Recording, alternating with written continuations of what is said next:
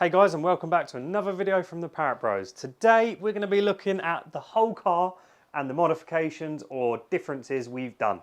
So we'll start from the front, work our way through, and we'll let you know where you can get them, or if not, if we haven't said about it, all the descriptions and stuff will be in the drop down below. Have a look and we'll try and link as much as we can. But starting from the front, we've got the steering arms. We've got these little carbon sleeves just to cover them up. They're off eBay, very cheap, about £13, something like that. Moving on, we did some custom stainless steel nuts. Obviously, that was an MB special. We made them, so you're not going to be able to buy them. You might be able to make them yourself, or if you know someone, you just make your own nuts. Makes it look a little bit tidier, and you don't need those horrible sort of rubber sleeves. We've got these arches. So the standard wheel arch brackets are from MK. We modified it and we added a third brace. Obviously, I don't know what they're supplying right now, but they might have upgraded them, changed them, or whatever. But ours, we put a third brace on just so you don't get that flex. While we're looking at the arch, we've got these sort of curved arches rather than the standard MK ones that flick. These are from someone on Facebook. They were from MoFast, but he no longer does them anymore. So there's another company, I think it's AJM or something like that. We'll try and drop it down below. He supplies them, very good. And we custom made these indicators on the side. So Dom will put up a picture of that right now so you can see what I'm talking about. It just keeps the arch clean, doesn't have anything bulky on top, doesn't have anything sort of like too ugly. So you know me, OCD. So that's that. Brake pipes. We've got a bracket here. It basically keeps the brake pipe supported. It's halfway along. I'll also get Dom to put some pictures up of anything I'm talking about. And it just keeps it tight, keeps it nice, keeps the sort of length of brake pipe where it needs to be so it doesn't stretch, doesn't flex, and all of that. Looking at the wheels, they're pretty standard. These are just a rotor wheel. Obviously, the list of wheels is endless. You can go splits, you can go three-piece, you can go standard billet, you could even run your standard MX-5 wheels. What else have we done? Let's have a look at these most recent videos. So we have got the angel eyes. So we fitted the LED headlights, and then we also fitted the LED indicators. So that's another little mod that we did last two videos recently. Let's turn them off so we don't lose too much. Yeah.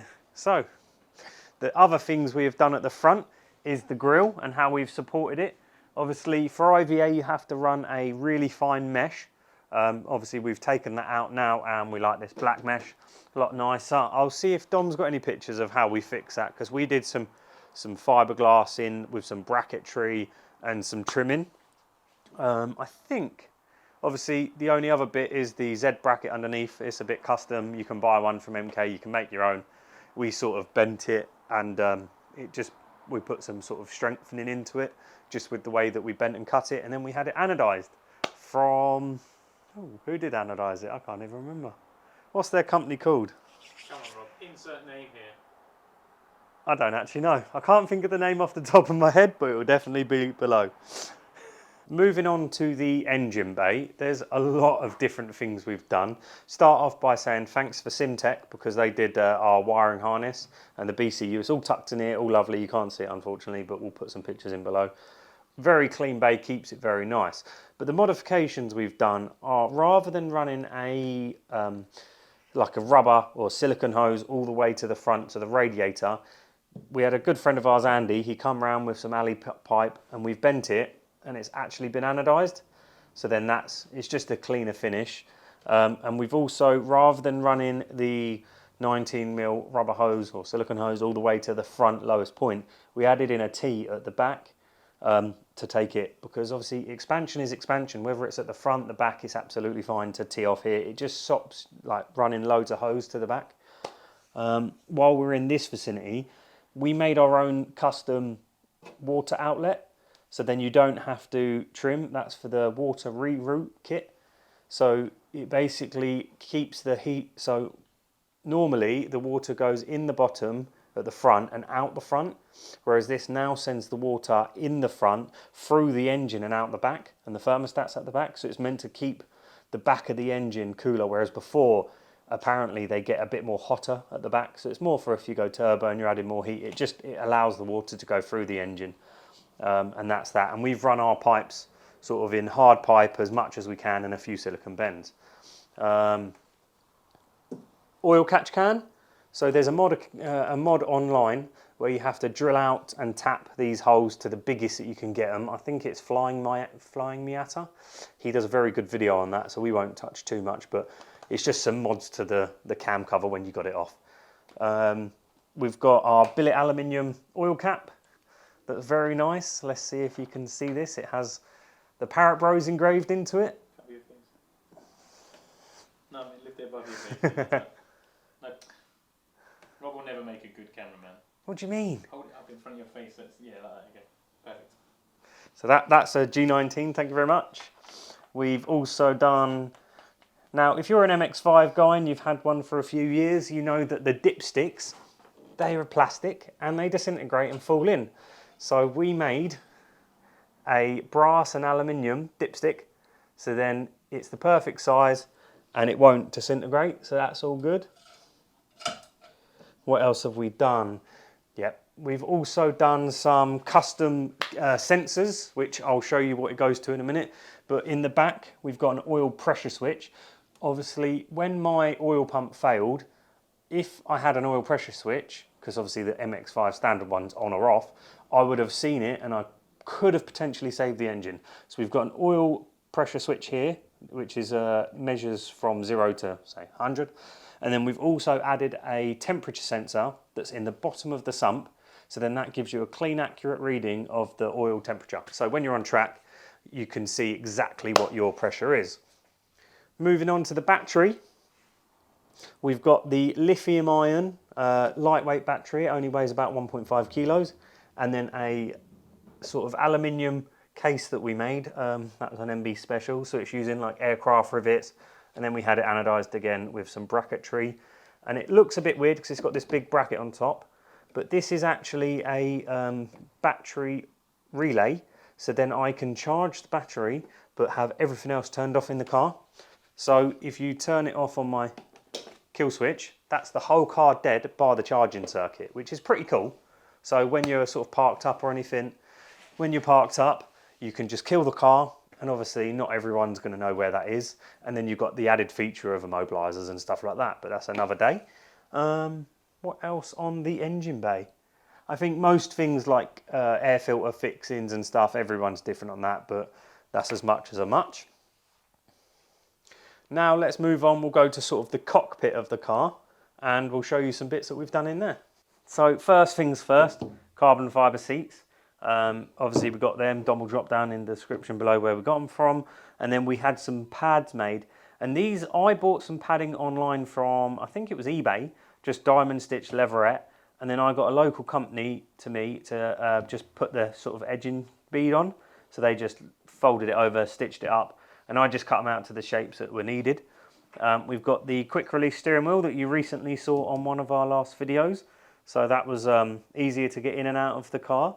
We've got these lovely carbon fibre side trims, and they come all the way, you can't see it, but they come all the way up the arch. So that just gives you that extra bit of protection on your bodywork. We've got the custom aluminium billet gear knob that I made, and then I had it anodized, so that was cool. I made that myself. We've got behind the steering wheel, not sure if you can see it, we've got this steering column sort of cover that's also billet aluminium, and it's got a seal in it to stop any dust and water ingressing into the column. So that's this here, it's been anodized.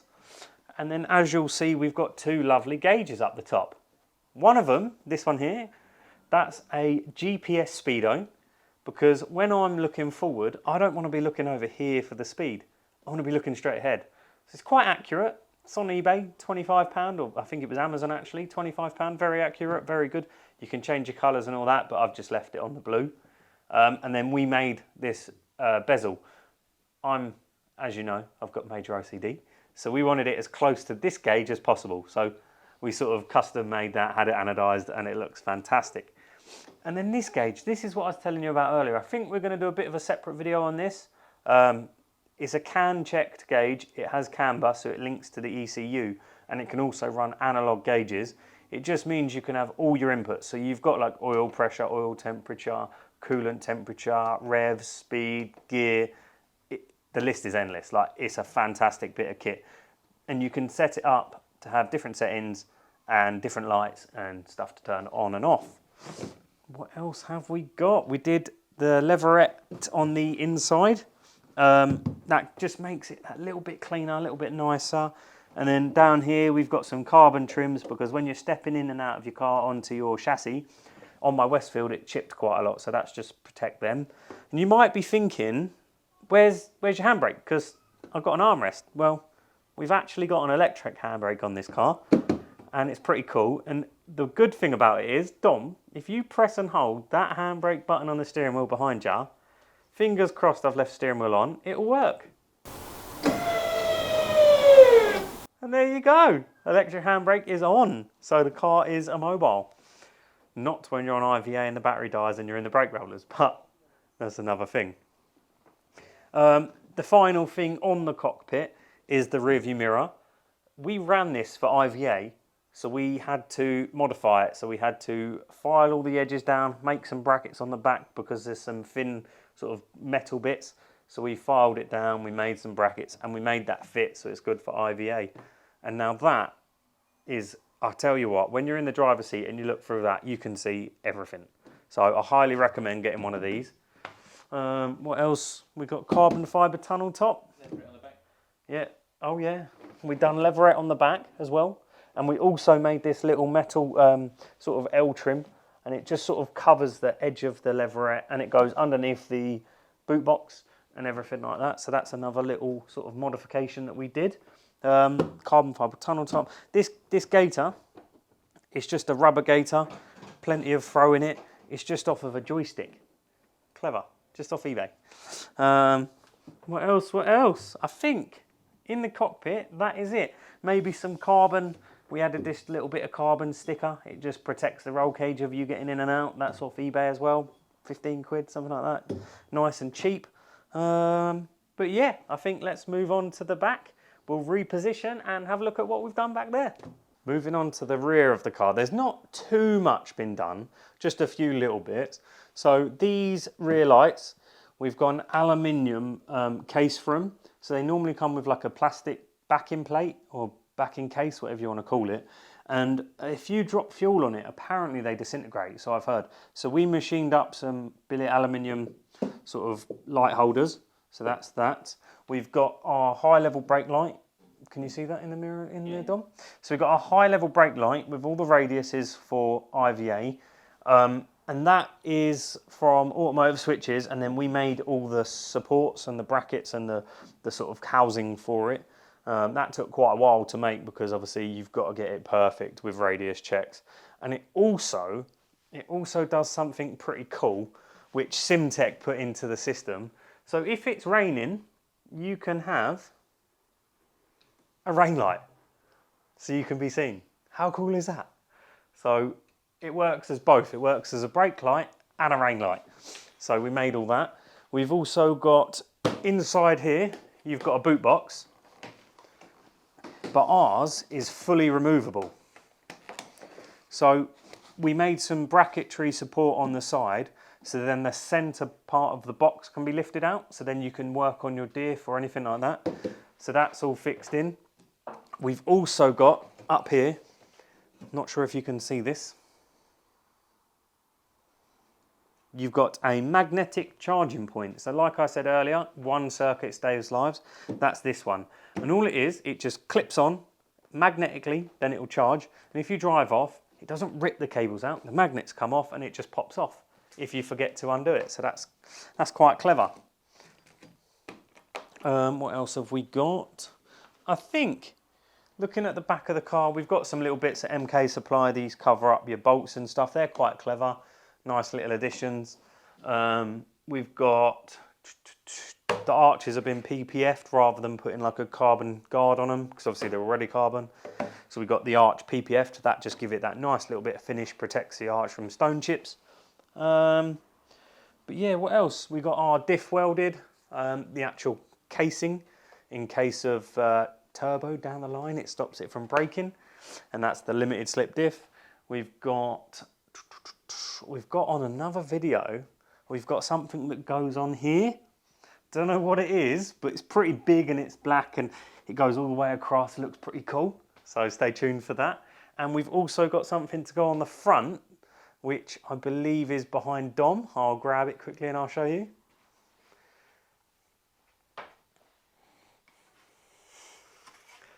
We got this. What is it though? Do you know? Drop down in the comments. So that's going to be fitted somewhere on the car, not sure where. Guess is as good as mine. But yeah, I think that is pretty much all the sort of mods that we've done. What's your favourite mod that we've done? Obviously, there's a lot on the car. There's probably some things I've missed, like I forgot earlier, the bonnet fasteners. We don't have catches, we've got these Zeus fasteners. Obviously, we've got a standalone ECU. We've got Simtek that have done our full sort of body control unit. The list is endless. Like, when you've got a kit car and you're making it your own and you're custom machining parts and painting parts, obviously we're painted, that's custom.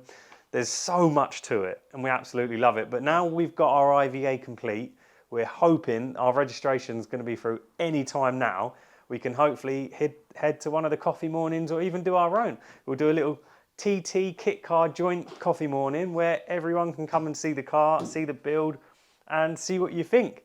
And you can point us out what other things we should do next, because, well, it's all done now. What do we do? But yeah, nice one, guys. Stay tuned because obviously we've got a couple of videos coming up of more modifications and hopefully some drives. But we'll catch you on the next one. Bye for now.